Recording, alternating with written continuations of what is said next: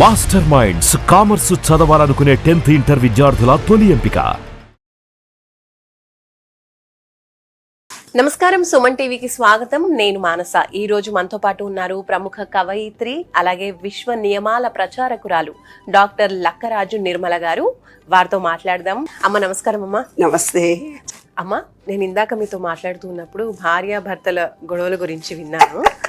As a family కౌన్సిలర్గా, అంటే చాలా మంది కోర్ట్ కేసెస్లో ఫ్యామిలీ కోర్టులోనే చాలా బిజీగా ఉంటున్నారు, ఎక్కువ కేసులు పెండింగ్లో ఉంటున్నాయి అంటున్నారు. కాబట్టి నేను ఈ క్వశ్చన్ అడుగుతాను.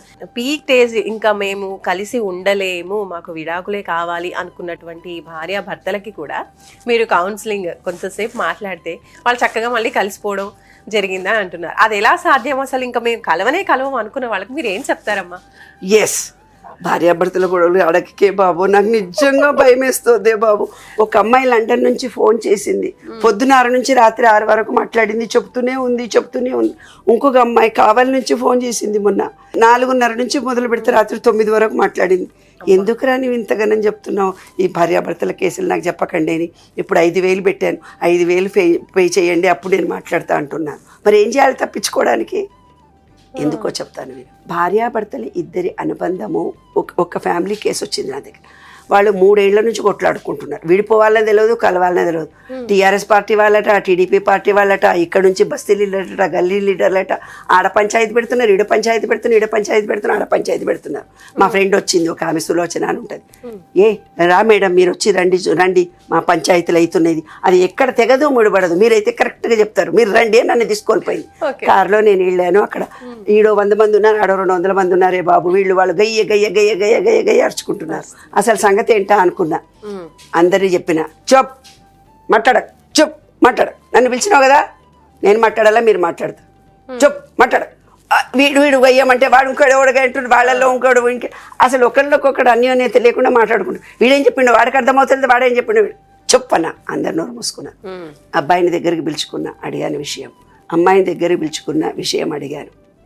ఇప్పుడు నువ్వు క్వశ్చన్ అడిగిన లోపల వాళ్ళ సంసారం సెటిల్ అయిపోయిందా? యాదగిరిగుట్టలో ఉంటారు వాళ్ళు. యాదగిరిగుట్టలో ఉండే చారి గారని నన్ను పిలిచారు ఆ రోజు. ఇప్పుడు కూడా నమస్తే అమ్మా, జడ్జి గారు నమస్తే, ఇట్లా ముఖం చూసి చెప్పేస్తారమ్మా. అట్లా ఇట్లుంది మీ వాక్కుకి అంత శక్తి ఎట్లుంది. అట్లా 45 ఏళ్ళుగా ఫ్యామిలీ కౌన్సిలర్, హైకోర్టులో 10 years లోక్ అదాలత్ మెంబర్ని, ఆత్మీయ మహిళా మండలి, అవా కేర్ ఫౌండేషన్ తరఫున 1000 కేసులు, కోట్ల కేసులు సాల్వ్ చేసిన ఇప్పటిదాకా. అంతమందిని కలిపారు. కలపడం మాత్రమే చేశాను. విడగొట్టడం అనే దానికి ఛాయిస్ ఇస్తాను. ఎందుకు ఛాయిస్ ఇస్తాను తెలిసిన? నేను అడిగేది ఒకటే ఒక క్వశ్చన్ ఈజీగా. శారీరకంగా మీ ఇద్దరికి సాటిస్ఫాక్షన్ ఉందా లేదా? శారీరకంగా ఎప్పుడైతే సాటిస్ఫాక్షన్ లేదో, కోరిక తీరదో, ఈమెకు వల్ల ఆయనకు, ఆయన వల్ల ఈమెకు షాడిస్ట్ మెంటాలిటీ పెరుగుతుంది. మీ వాళ్ళు చీరలు పెట్టలేదంటాడు, ఆ చీరలు పెట్టడం కాదు క్వశ్చను, ఇది శారీరకంగా సంతోష పెట్టట్లేదు అమ్మాయి, అది కారణం ఉంటుంది. శారీరకంగా ఇద్దరిలో అన్యోన్యత కలిసిపోయి కలిసికట్టుగా ఉండాలని వీడికి అనిపించి వాడికి అనిపిస్తే ఈ మధ్యలో ఉండేవన్నీ డ్రామాలే. ఎవరు ఆపలేరు. ఇప్పుడు గొడవ ఎందుకు జరుగుతుంది? అమ్మగోడు మంచోడుగాడు, చీరలు పెట్టలేదా అన్నది, మా అత్తిది అనేది, మా ఆడబడిచిది. ఎందుకంటది ఈ భర్తతో ఈ అమ్మాయి ఎప్పుడైతే సాటిస్ఫై కాదో అప్పుడు ఇవన్నీ బయటికి తీసుకొస్తుంది. ఈ విషయం చెప్పకుండా కారణాలు వేరే చూపిస్తారు. భార్యాభర్తల కలయిక అనేది శారీరకంగా ఇద్దరికి సాటిస్ఫాక్షన్ కలగాలి. కలుగుతున్నదా లేదా ముందు ఈ అమ్మాయిలో లోపం ఉందా, ఈ అబ్బాయిలో లోపం ఉందా, 2 మాటల్లో తెలిసిపోతుంది నాకు. ఇప్పుడు చాలా మంది కోర్ట్ కేసెస్ వరకు వెళ్తున్నారు, విడాకుల వరకు వెళ్తున్నారు కదమ్మా. సో అందరూ మిమ్మల్ని కలవకపోవచ్చు, కానీ పేరెంట్స్కి కూడా ఉంటుంది. అంటే ఏంటి ఇలా విడిపోవడానిక మనం కలిపింది? ఎంత అంగరంగ వైభవంగా చేస్తూ ఉంటారు పెళ్ళిళ్ళు, అసలు కోట్లు ఖర్చు పెట్టి. మరి ఆ స్టేజ్ వచ్చినప్పుడు పేరెంట్స్కి కూడా బాధ అనిపిస్తూ ఉంటుంది. అలాంటప్పుడు పేరెంట్స్ ఏం చేయొచ్చు? అంటే మీరు పేరెంట్స్కి కావచ్చు, ఆ భార్య పేరెంట్స్కే చెప్తాను, తల్లుల్లారా నమస్తే, మీరు పిల్లల జీవితాలతో ఆడుకోకండి. ఆ వియ్యాల వారి మీద ఏదో సందర్భంలో వాళ్లకు వీళ్లకు ఆర్గ్యుమెంట్లు వచ్చి గొడవలు జరుగుతాయి. వాళ్ళేదో వీళ్ళని గౌరవించరు, వీళ్ళేదో సందర్భంలో వాళ్ళని చూడరు. వాళ్ళ ఈగోల గురించి వీళ్ళిద్దరు సంసారం చెడగొడతారు. వాళ్ళ అమ్మ ఇట్లన్నదిరా, వాళ్ళ నాయన ఇట్లన్నదిరా అని గొడవలు పెట్టి మంచిగున్న భార్యాభర్తలు చెడగొట్టేది ఈ ఫ్యామిలీ ట్రెడిషన్స్, ఫ్యామిలీ మూఢ విశ్వాసాలు.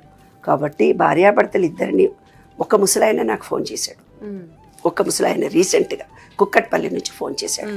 ఫోన్ చేసి మా అమ్మాయి అల్లుడి విషయం మీతో మాట్లాడాలి మేడం, విడిపోతారంట, వచ్చారు నా కొడుకు కోడలు, వాళ్ళు విడిపోవడానికి నేను వెళ్ళి మాట్లాడొచ్చానంటే, ఎంత వయసు నీ కొడుకుకు అని నేను అడిగాను. 45 సంవత్సరాలు అన్నాడు. ఎన్నాళ్ళు కాపురం చేశారు అంటే 10 ఏళ్ళు కాపురం చేశారు అని అన్నాడు. అసలు నీ వయసు ఎంత అని అడిగాను. ఆయన 60 70 చెప్పాడు. అసలు నీకెందుకయ్యా, నీ మానాన్ని నీ ఊరుకోరాదు, రేపే నీ కొడుకు వచ్చి అంటాడు మేము మంచిగానే ఉంటుంటున్నా ఆయన, నీవన్నా నాకు బుద్ధి చెప్పొద్దా, రేపు ఆ పిల్లనే అంటుంది మా మామ వచ్చి చెడగొట్టిండు కానీ లేకపోతే మా ఆయన మంచోడే, కలిసిపోతుంటాం కదా. ఎందుకంటే కాలం ఎప్పుడు ఒక తీరు ఉండదు, ఆలోచన భావాలు ఒక తీరు ఉండదు.